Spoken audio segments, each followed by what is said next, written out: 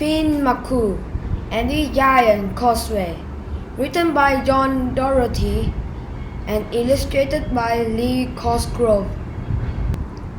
MacCool and the Giant Causeway. Chapter 1. Long ago, there lived in Ireland a mighty giant by the name of MacCool. Finn was taller than an oak tree and stronger than dozen oxen. He was brave and kind, but he was also very proud. "I am the greatest giant of them all," he would boast. "There is no one who can beat me." Across the sea in Scotland, there lived another giant.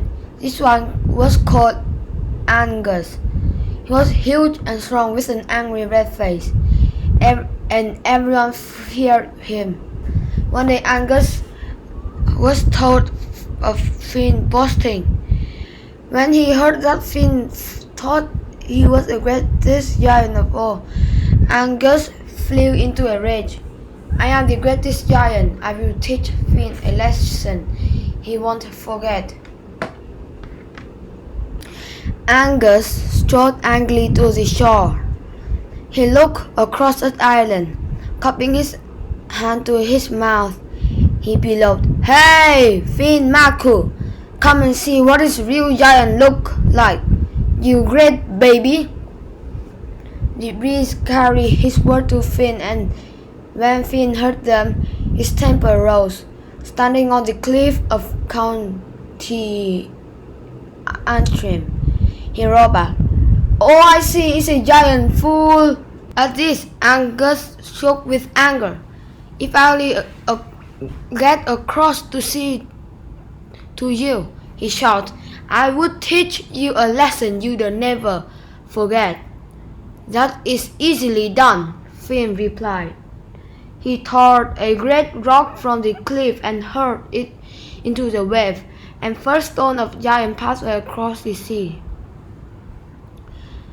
Angus began to do the same, but as the giants drew closer to one another, Finn began to worry.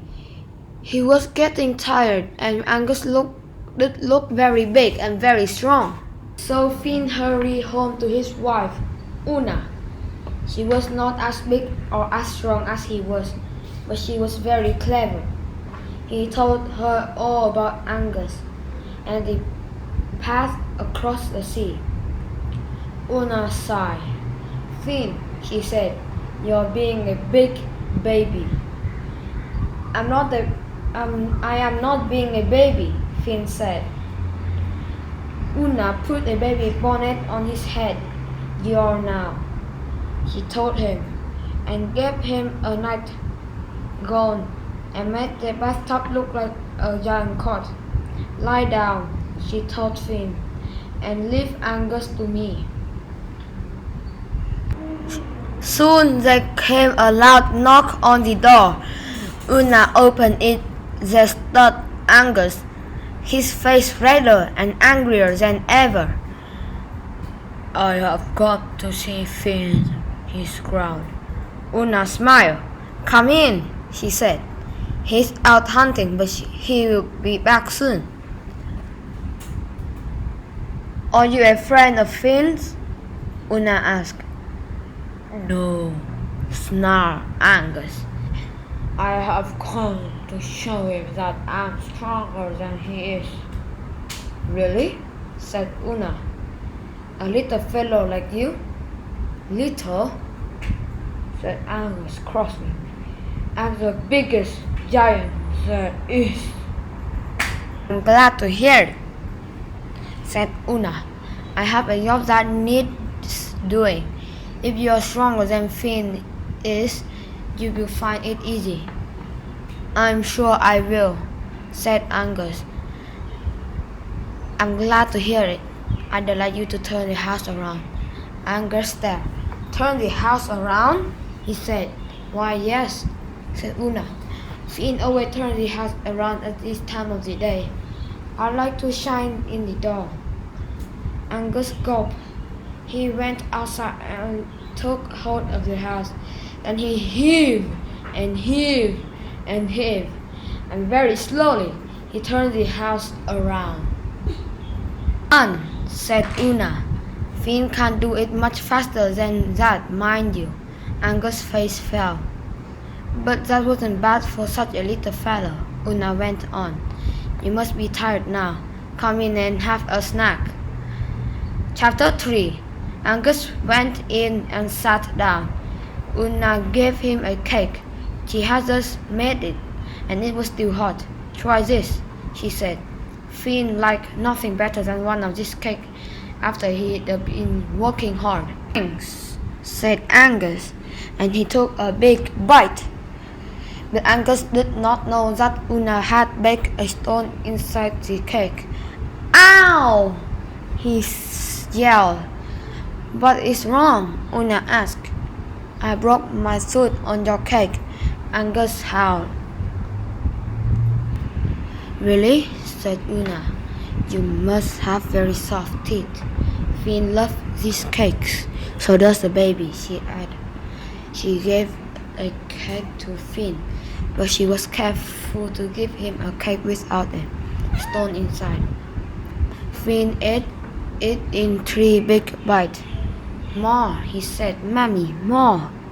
Angus stared. "That baby must have very strong teeth," he said. Una smiled. "Not really," she said. "Not when you think how strong his daddy is. You can feel them if you like." So Angus put his hand in Finn's mouth to feel his teeth, and Finn bit as hard as he could. Angus yelled with pain. "Just then," Una said, "I think I hear Finn coming home." Angus' red face turned pale. If Finn's baby was so strong, Finn must be much stronger. "Is that the time?" he said. "I'm sorry, but I have to go." "Angus, fight Daddy," said Finn. "Not today," Angus said. "Angus, fight baby," said Finn, and he jumped out of the cot. Too much for Angus. He turned and ran. "Help!" he cried. "There's a giant baby after me."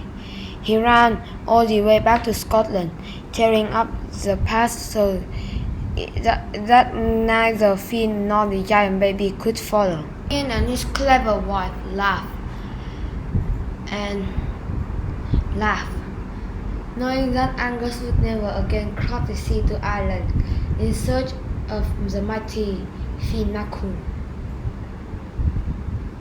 If you ever go to country Antrim, you may see the few rocks that Angus left behind. They are still called the giant Causeway, and they are one of the wonders of the world. The end.